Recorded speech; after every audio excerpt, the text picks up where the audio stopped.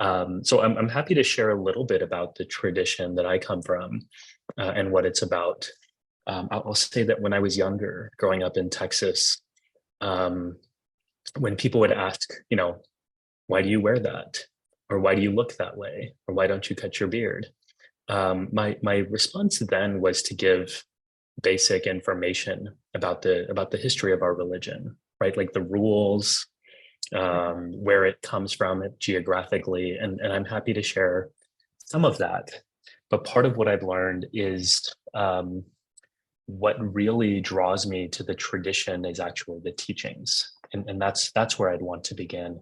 And there are three building blocks of Sikh philosophy that I find to be really powerful. The first is it's the first teaching in our scripture. It's the first term we learn as Sikhs. It's called Ik Onkar. I can type it into the chat if people are interested in seeing it written out. But it Thank means, you. it refers to the oneness of creation, the interconnectedness of the whole world.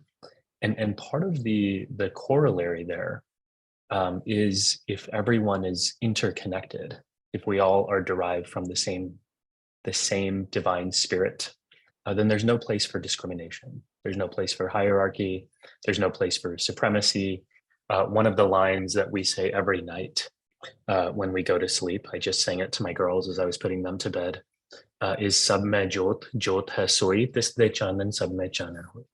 The same divine light is in every single creature. And there's one other line from scripture that I want to share with you that I think puts it really nicely for us. I'll say it in the original. Aval Allah noor paya kudrat ke sab bande, ek noor te sab jag upjaya kaun pale ko mande. So what's being said here is first, the divine created the light and all the people of the world. And if everyone comes from the same light, then how can we say anyone is good or anyone is bad? Right? Everyone is just divine. That's the teaching. So that's the first precept in Sikh philosophy. From there, the idea is if you can experience this interconnectedness in every moment of your life, that's the promise of spirituality.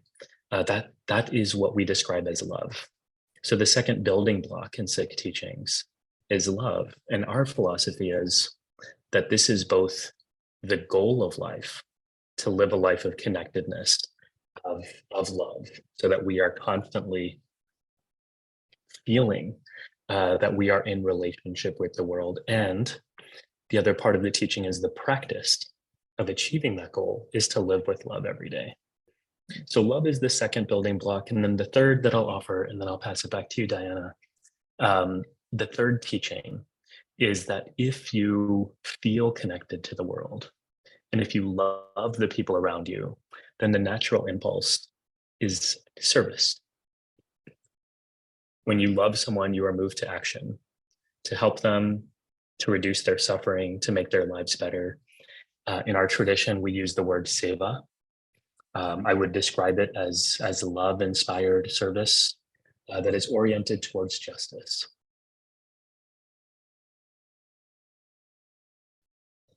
It comes from a parable that's been really powerful to me and to many people in our community. And it's not particularly religious. It's not something we hear growing up at our places of worship, but it's something that's sort of been culturally infused for a number of different reasons.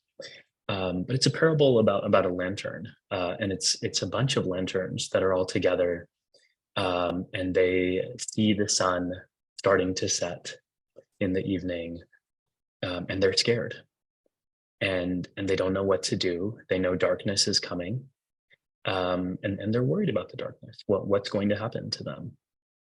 And as the darkness sets, one of the lanterns in its own little corner just flicks on its light and says, "I challenge the darkness."